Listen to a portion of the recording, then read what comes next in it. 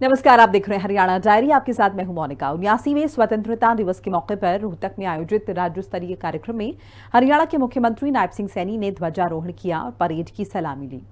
CM Nayab Singh Saini ने ध्वजारोहण करने के बाद पुलिस, होमगार्ड्स और एनसीसी की टुकड़ियों का निरीक्षण किया। इस दौरान जहां मुख्यमंत्री नायब सिंह सैनी ने देश पर अपनी जान न्यौछावर करने वाले वीर सपूतों को याद किया, बल्कि अपनी सरकार की उपलब्धियों को भी गिनवाया।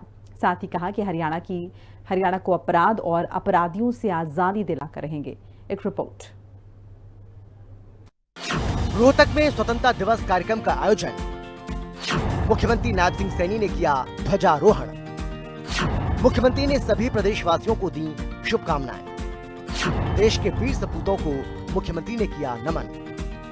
हरियाणा के मुख्यमंत्री नायब सिंह सैनी ने रोहतक में स्वतंत्रता दिवस के मौके पर ध्वजारोहण किया।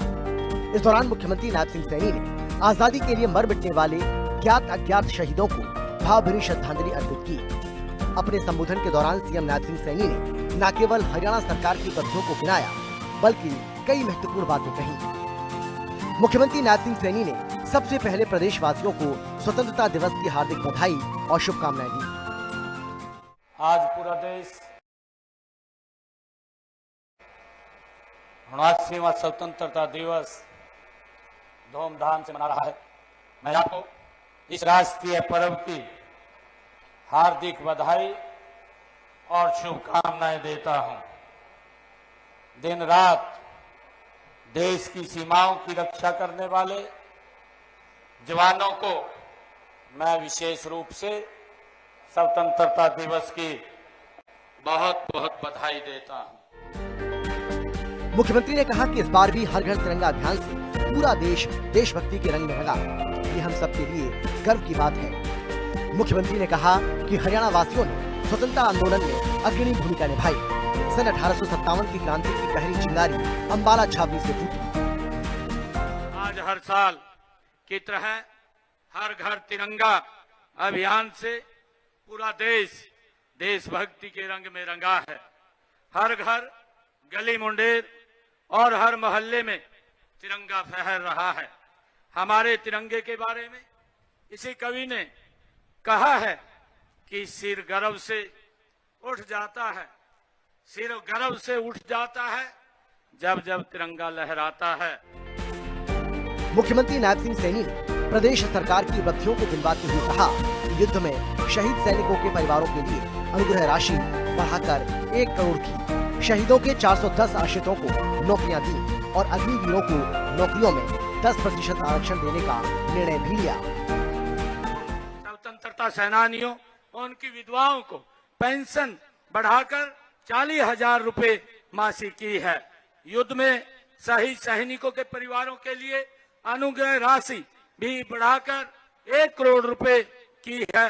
उनके आश्रितों को 410 को सरकारी नौकरियां भी दी हैं। हमने अग्निवीरों को नौकरियों में 10% आरक्षण देने का निर्णय भी हमने लिया है। सीएम नायब सिंह सैनी ने कहा कि आज हम दुनिया की चौथी बड़ी आर्थिक शक्ति बने। प्रधानमंत्री नरेंद्र मोदी ने स्वदेशी अपनाने का देशवासियों से आह्वान किया। हमारी सेनाओं ने अपने पराक्रम और शौर्य से पूरी दुनिया को भारत की सामरिक शक्ति और सामर्थ्य का परिचय दिया। हरियाणा सरकार की ओर से बिना खर्ची पर्ची के नौकरी देने, ऑनलाइन ट्रांसफर, पढ़ी लिखी पंचायतों और अंत्योदय अभियान की आज पूरे देश में चर्चा है।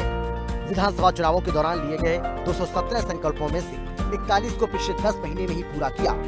सरकार ने तीसरे कार्यकाल में 30,000 युवाओं को बिना खर्ची पर्ची के नौकरियां दी। हरियाणा कौशल रोजगार निगम के तहत कार्यरत युवाओं के भविष्य को भी सुरक्षित किया गया। किसानों की सभी 24 फसलों की खरीद न्यूनतम समर्थन मूल्य पर की जा रही है।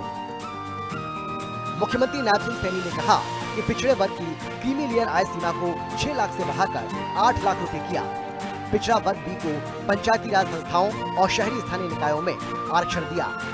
प्रजापति समाज को मिट्टी के बर्तनों का कारोबार चलाने के लिए 1700 गाँव में जमीन दी। गरीबों के सिर पर छत उपलब्ध करवाने के लिए प्रधानमंत्री आवास योजना के तहत 1,47,000 मकान दिए। किडनी के इलाज के लिए मुफ्त डायलिसिस की सेवा भी शुरू की गई। सीएम सैनी ने कहा कि मेडल जीतने वाले खिलाड़ियों को नगद पुरस्कार के साथ नौकरियां भी दी जा रही हैं। प्रदेश में अब तक 2,13,000 महिलाओं को लखपति दीदी बनाया गया। ड्रोन दीदी योजना में 100 महिलाओं को मुफ्त ड्रोन और प्रशिक्षण दिया गया।